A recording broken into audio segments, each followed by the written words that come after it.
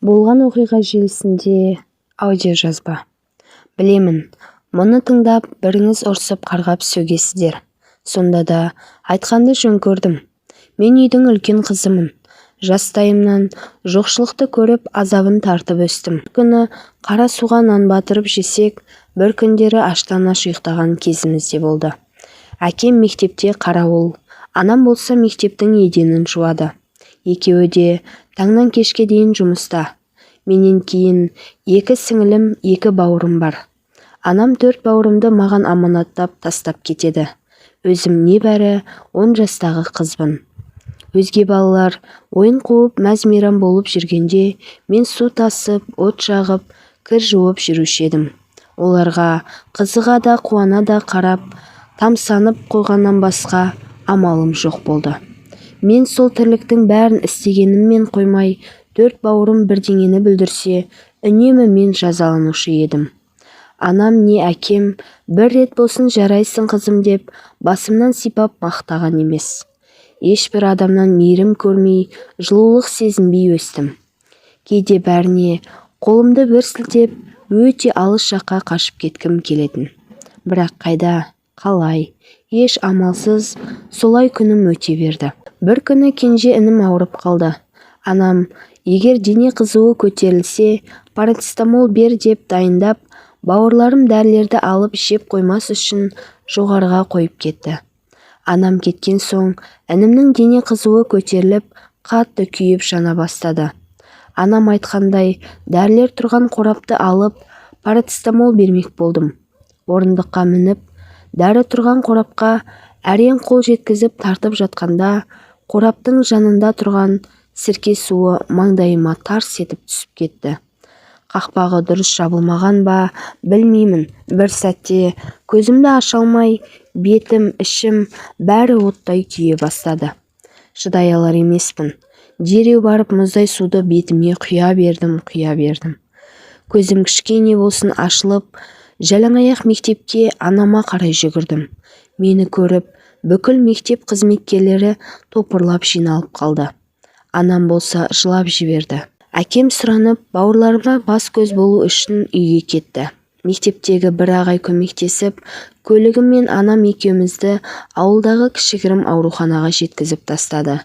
Дәрігер бетіме, ішіме бірдеңелер жағып, аздап ашығаны қоя бастады. Bir параққа бірнеше жақпамайларды жазып, анамның қолына ұстатты. Екеуміз жаяулата үйге қайттық. Жол бойы адамдардың бірі күліп мазақ етсе, бірі аяп жанымыздан өтіп жатты. Жолай анам дәріханаға соғып, әлгі жақпамайларды алып шықты. Үйге кіреберіс бөлмеде қабырғада үлкен айна ілулі тұратын. Аяқ киімімді шешіп, басымды көтергенде айнадағы құбыжықты көріп шошып кеттім. Ол бейне менің өзімнің түрім екеніне сенгім келмеді. Төбемнен найзағай түскендей күй кештім. Сол күннен бастап қотыр бет атандым. Айнаға қарағым келмейді. Сыныптастарым, өзіммен қатарластардың бәрі келеке етіп әр күн сайын үйге жылап қайтушы едім. Бұрындары үйден қашып мектепке барғанша асықсам, енді мектепке бармау үшін түрлі сылтау іздей бастадым. Дүние көзіме тар көріне бастады. Айналамдағы адамдардан өзімді оқшаулай бастадым. Мені жастайымнан жұмысқа салған ата-анама деген өкпем қара қазандай болды. Әр түн сайын неге өмір соншама қатыгез, неге біздің жағдайымыз өзгелердікіндей емес, неге мен өзге балалар секілді ойнап күліп жүрмеймін, неге әке-шешем мені еркелетіп, жанға жылу сыйлайтын сөздер айтпайды, неге, осы сұрақтарға жауап таппай ұйқыға кететінмін. Тіпті ұйықтап жатсам да түрлі түстер көріп, шошып оянатынмын. Не күнім, не түнім жайлы тыныш өткен емес. Балалық шағым бақытқа емес мұңға толы болып өте берді. Ініне тығылған мақұлықтай өмірім бір қалыпта мәнсіз, мағынасыз жалғасын таба берді. Кейде өмірден түңіліп кететінмін де, менен де жағдайы нашар адамдарды көз алдыма елестетіп, шүкіршілік ететінмін. Аллаға тәубе, аяғым, қолым бүтін. Жүре алмайтын, көре алмайтын адамдардың барын ойлап тәубеме келуші едім. Есейе келе өмірім тамырынан үзілген, солып қурап қалған гүлдей мәнсіз бола берді. Менімен ешкім достасқысы келмейді. Бір-екі жақын құрбым бар болатын. Өзгелер оларды Қотырбеттің құрбысы деп келеке ете берген соң, олармен де достығымыз соңына жетіп, жолдарымыз екі айырылды. Мына кең дүниеде жападан жалғыз қалғандай күйде жүрдім. 8 наурыз мерекесінде қыздардың құшағы гүлге толса, мен сол кітап толы сөмкемді құшақтап үйге қайтушы едім. Өзгелер әр мерекені күтіп, күн санап жүрсе, мен мереке күндердің болмағанын қалаушы едім. Өйткені айналамдағы адамдардың барлығы сый-сияпатқа бөленгенін көріп, жанарым жасқа толып, өзімді өзгелерден кем санап, мұңайып қалушы едім. Жапандағы жалғыз досым, сырласым, мұңдасым бір тәңірім ғана болды. Әр түнде тәңірден маған бақыт бұйыртуын сұрап, жалбарынып, екі қолымды жайып дұға жасаушы едім. Жаһандағы жан баласынан мейірім, махаббат сезінбеген соң, өзімде тас жүрек қатыгез жанға айналдым. Мектеп бітіріп, бойжетсем де мені сүйер, қасымнан табылар бірде-бір ер азаматты кезіктіре алмадым. Әрине, ішкі жан дүниесі емес, сыртқы сұлулыққа мән беретін мына заманда маған кім қарайды дейсіз? Тең-теңімен, тезек қабымен дегендей, өзім секілді жалғыздықтың дәмін тартқан, әке-шешесінен ерте айырылып, қиындықпен күресіп өскен ауылдағы Асқар есімді жігіт танысуға ұсыныс білдіріп қырындай бастады. Құдайдың қалауы осы болар, әрі мені жағдайы менімен ұқсас адам ғана түсінісе алар деген сеніммен Асқарға тұрмысқа шықтым. Бетінде тыртығы бар, жұрт айтқандай өзім секілді Қотырбет болса да, жүрегінде мейірімі, иманы бар жолдасымнан жылулық сезініп, өмірге деген көз қарасым аздап өзгере бастады. Асқардың Асқат есімді жалғыз ағасы бар. Үшеуміз бірге тұра бастадық. Екеуі бір анадан туғанымен мүлдем бөлек екі әлемнің адамы. Жолдасым еңбек сүйгіш, кез келген жұмыстан қашпайтын, бір түйір нанын адал еңбекпен табатын жан. Ал қайынағамның жүрісі түсініксіз. Не жұмыс істейтінін білмеймін. Әйтеуір күнде түрлі киім киіп, әтірді сеуіп үйден шығып кетеді. Түн ортасында үйге боянған, сыланған бір әйелдерді ертіп келеді. Ертеңіне түске таяу, әлгі әйелдер жуынып шайынып, артын жинамай кете береді. Бір үйдің тұрғындары деген аты болмаса, екеуінің басы еш уақытта дастархан басында қосылған емес. Көп көрген үйренеді, көп білген сый көреді демекші, бұл жағдайға да етім үйренсе бастады. Баяғыда атам үнемі айтып жүруші еді, адам болам десең, арыңды ақшаға сатпа деп. Қазір сол ақшаға сатылмайтын дүниенің өзі қалмаған секілді. Ақша адамға не істетпейді шіркін. Сол ақшаны алғанша қайнағам әлгі тұтынушыларына балын тамызып ұйқастырып, сөздің мәнін келтіре отырып, неше түрлі мақтауларды жауғызады. Сол сөздерді туған бауырына айтуға аузы бармасы анық. Ақша жүрген жерде ұялу, қысылу деген сезімнің болмасы белгілі болар баршаңызға. Кейде ана әйелдердің даусын естігенде, айдалада жүрген мына мен ұяттан өртене жаздап, екі бетім алмадай болып қызарып, әйел болып туғаныма өкініп кететінмін. Амал жоқ, бұл дауыстарға да жолдасым өзімізге үй тұрғызып біткенше шыдауға мәжбүрмін. Тіпті болмаған соң бөлек пәтер жалдап көрдік. Бірақ жолдасымның табысы пәтерақы азық-түліктен артылмай, үйдің құрылысына ақша жинай алмаған соң мәжбүрлі күйде жын ойнаққа қайта көшіп келдік. Көбірек табыс тауып, үйді ертерек бітіріп бөлек шығу үшін Асқар күн-түн демей, тыным таппай жұмыс істеп жүрді. Мен де жұмысқа шығып көрдім. Бірақ адамдардың көз қарасы, түрлі пікірлерін көтере алмай, жылап сықтап жүргенімді көріп, Асқар үйге отырғызып қойды. Бәленің бәрі де осы кезден басталды. Жолдасым біздің болашағымыз үшін тыным таппай шаршап шалдығып жүрсе, мен сорлы оны түсінбеген екенмін.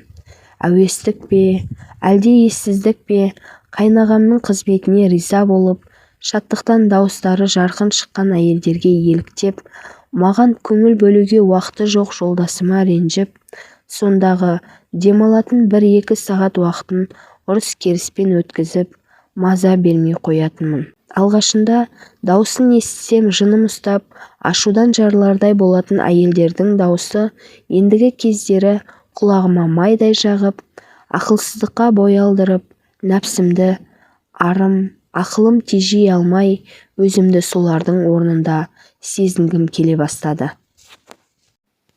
Алладан безген, сорлы бейбақтар деп атап жүрген әйелдердің тізіміне өзімнің қалай кіріп кеткенімді түсіне алмай қалдым. Қайнағамды көрсем, делебем қозып, құмар қысып, ақылынан айырылған адамдай, өз іс-әрекетімді тізгіндей алмай, беймәлім күйге еніп, тұла бойым балқып, шекемнен терім сорғалап кете беретін күйге жеттім. Ағаң секілді кішкене мақтау сөз айтсаң болмай ма? Ағаң секілді деп, нағыз жанашыр ер азаматымды ессіз ер емес, ез ағасымен салыстырып, күндіз-түні миын жеп, өзімнің ақымақтығымды түсіне алмай жүрген күндерім есіме түссе, өз-өзімді қамшымен осып жібергім келеді. Барды бағаламай, есі кеткен ессіздерге еліктеймін деп, өз ақыл есімнің қайда кеткенін ұғына алмай қалдым. Шайтанның арбауы ма, әлде өзімнің көрсе қызар нәпсімнің жеңістігі ме, әйтеуір жолдасым жоқ болса, бөлмеге тығылатын мына мен, ендігі кезекте ол жоқ болса, етек-жеңімді қысқартып, қайнағамның көзіне түсу үшін әбігерге түсетін болдым. Кейде тіпті оның үйге келмегенін қалаған кезімде болды. Жындының сандырағы келеді деп, жолдасым біреудің жүгін артып, 2 күнге басқа қалаға сапарға кетті. Сол кезде ессіз адамдай қуанғаным-ау шіркін. Оның келмесін біліп, нәпсімнен бір жола жеңіліс тауып, арым, ақылым бәрі бір демде жоқ болды. Есіл дертім әлгі бақытқа, шаттыққа бөленген әйелдердің орнында бір сәт болып, қайнағамның құшағында болу еді. Еш уақытта мені жалғыз қалдырмау үшін өзге қалаға іс-сапармен бармайтын жолдасымды, менің пейілімді байқап, шайтан алып кетті ме білмеймін, әйтеуір арам ниетімді жүзеге асыруға барынша тырыстым. Сол 2 күн менің өмірімдегі орны толмас қателікке бой алдырып, ақылымнан адасып, өз-өзімді жек көруіме себепкер болған күн. Өкінгеннен не пайда? Өткенім қайта келіп, қателігімді түзей алмасам. Тана көзін сүзбесе, бұқа жібін үзбейді дегендей, өзім жылтыңдап, қайнағама көз сүзіп, алдынан ары-бері қалауымды іс-қимылым арқылы білдіргендей болып, кесе көлденең өте бердім.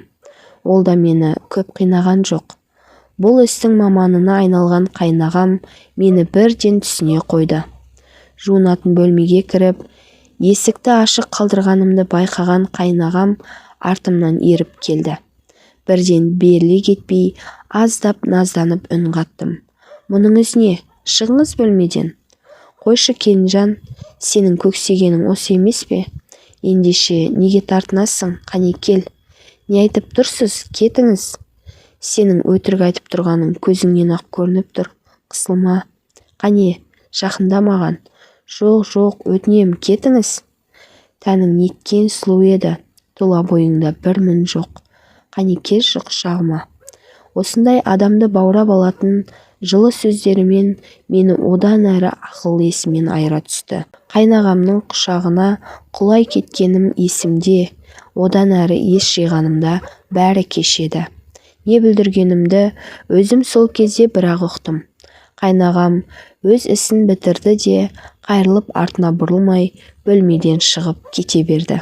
Сіз не істедіңіз, не бүлдірдік? Мен не істесем де, бәрін сенің қалауыңмен болды. Менің жазығым не? Өзің емес пе осыны қалаған? Я, ол кісінің сөзінің жаны бар. Өзім ғой осылай болуын қалаған. Біз адамдар қызықпыз ғой. өзіміз кінәлі бола тұра біреуді айыптауға дайын тұрамыз. Ешқашан кінәні өзімізден іздемейміз. Бұрындары айнаға тек бетімдегі күйіктен қалған дақтар мен тыртықтар үшін қараудан қашушы едім. Сол күні үлкен айнаның алдына өз-өзімен бетпе-бет келіп тілдестім. Сен кімсің? Қандай адамсың өзің? Нәпсіңді жеңе алмаған, осындай лас әрекетке барғаның қалай? Бұрындары Алладан жақсы жар сұраушы едің, Алла тағала оны саған берді. Ендеше сол адал жарыңа неге қиянат еттің? Оның жанарына, сені сүйген мөлдір таза көздеріне қалай тіке қарайсың? Оның құшағында жатып, осы әрекетің үшін ұялмайсың ба? Неге? Саған не жетпеді? Кеше ғана арсыз, тексіз, надан санап жүрген әйелдерден сенің айырмашылығың қалды ма? Айтшы. Осы сұрақтарға жауап бере аласың ба? Жоқ, сен бұл әрекетіңді ақтай алмайсың. Енді сол бір сәттік ләззатың үшін өміріңнің соңына дейін өз ар-ұятыңмен күресіп өтуге мәжбүрсің. Айнадағы өз бейнемнен жиіркендім. Айнаны қиратып, майдалап сындырдым. Айналамның ойпан-тойпанын шығарып, құтырған мақұлыққа айналдым. Үстімнен 1-2 сағат бойы мұздай су құйып, жуынып шайынсам да, өзімді лас, харам сезіне бердім. Өз-өзімді шек көріп, жиіркене бастадым. Өзімнің денемді тырнағыммен осып, шашымды жұлғанымды 1-2 сағат өтіп, тынышталған соң ғана байқадым. Денемнің бәрін жарақаттап тастаған екенмін.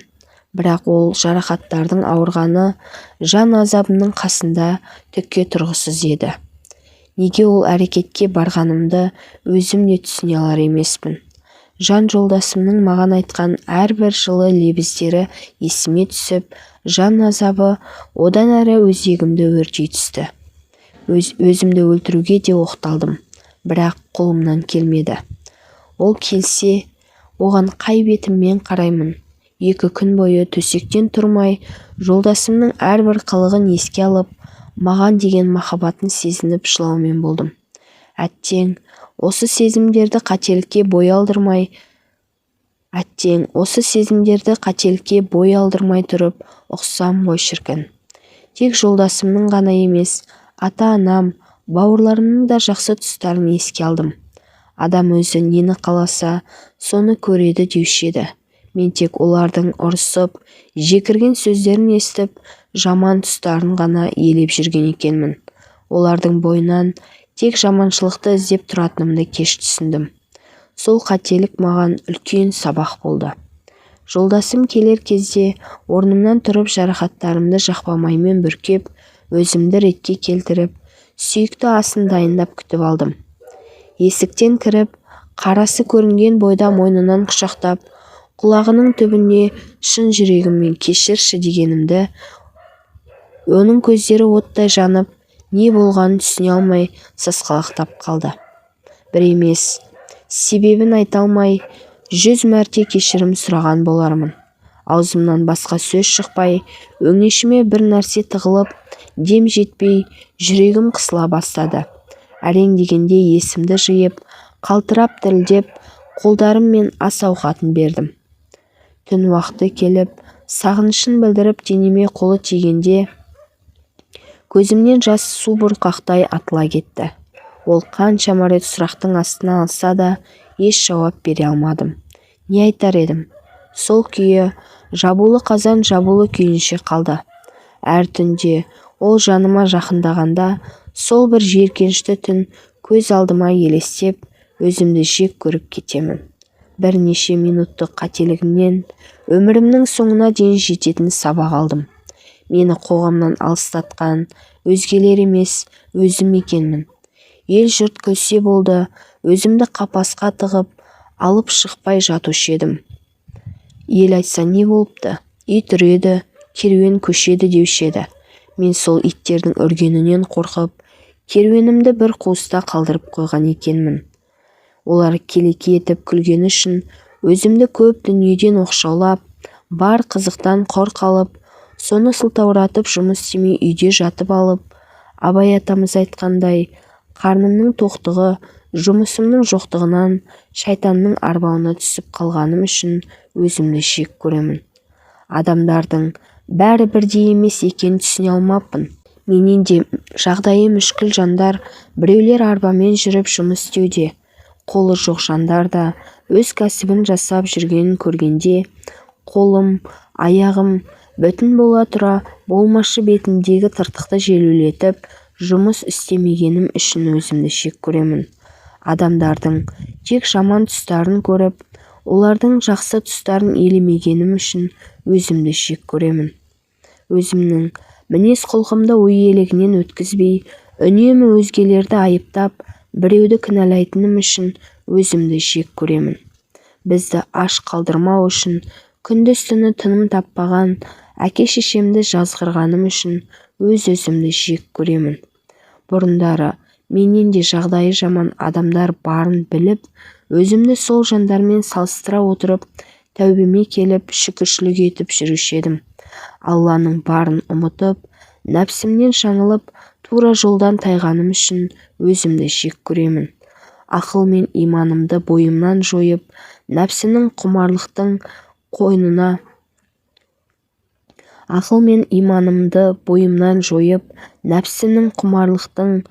құрбанына айналғаным үшін өзімді шек көремін. Қазір жолдасыммен жағдайымыз жақсы, ұл-қызым болса да, сол бір қателігім үшін және оны жолдасыма айта алмағаным үшін өзімді шек көремін. Қанша тырыссам да бұл сезімнен құтыла алмадым. Ал қайнағама келер болсақ, ол кісі әлі де бізбен тұрады. Дәрмені құрып, бетін әжім баса бастағанда, жұмысы тоқырауға ұшырап, тұтынушыларынан айырылып, не бала жоқ, не әйелі жоқ. Есінен адасып, шын ұмытты ма, өтірік пе, ол жағы бір Аллаға және өзіне аян. Өткенін ұмытып, есінен алжасып, бір бөлмеде қамалып, қу тізесін құшақтап өмір сүріп жүр. Сіздерге айтарым, өмір бойы мен секілді өз-өзіңізді жек көріп, ар азабымен күресіп өтпес үшін әрбір істі жасар алдында тереңірек ойланыңыз. Адамнан жасырғанымды Алладан жасыра алмасым анық, және де Алла алдында жауапқа тартылатынымды жақсы білемін.